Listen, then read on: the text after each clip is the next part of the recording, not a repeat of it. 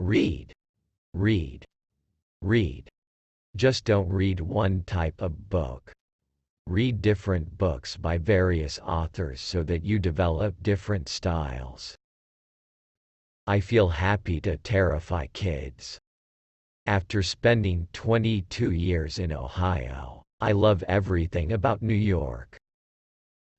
It's my job, too, to keep up with pop culture and what the kids are into, 'cause you don't want to sound like an old man trying to write for kids. I spend a lot of my time spying on them.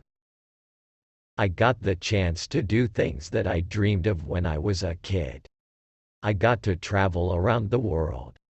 I had my own Goosebumps attraction at Disney World. I've been on TV and had 3 TV series. I drive a lot in the summertime, but after that, I don't drive if there's snow predicted for anywhere in 500 miles. It's hard for children's authors to be accepted when they try to write adult books. J.K. Rowling is the exception because people are so eager to read anything by her. But it took Judy Blume 3 or 4 tries before she had a success. If you want to be a writer, don't worry so much about writing. Read as much as you can. Read as many different writers as you can. Soak up the styles. Everything that has happened to me has been amazing and surprising. Believe it or not, my introduction to scary literature was Pinocchio. My mother read it to me every day before nap time when I was 3 or 4. The original, Pinocchio, is terrifying. I've never turned into a bee. I've never been chased by a mummy or met a ghost. But many of the ideas in my books are suggested by real life. I used to get a haircut every Saturday so I would never miss any of the comic books. I had practically no hair when I was a kid.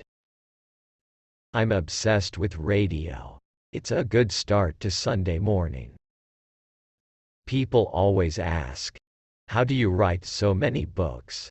And I say, I work a lot. I work 6 or 7 days a week. I guess I'm way too kind and generous, and a saint, if you can believe that. When I write, I try to think back to what I was afraid of or what was scary to me, and try to put those feelings into books. I should be concentrating on writing pages. Making my class laugh and getting in trouble. I was the class clown. I always just wanted to be funny. I never really planned to be scary. I do like a lot of things that a lot of adults would scoff at. SpongeBob SquarePants, Looney Tunes. I feel that good fantasy will always be in demand. I think children especially need literature that helps them escape from the real world, which is very scary to them right now. Well, when I was 13, for my bar mitzvah I received my first typewriter, and that was special. If you do enough planning before you start to write, there's no way you can have writer's block. I do a complete chapter-by-chapter outline. I read everywhere. I read every day. I read on the couch with my dog in the afternoon and at night. I try to read at least 2 to 3 hours a day. I read only fiction. Kids think you just sit down and start writing. I always tell them you never do that.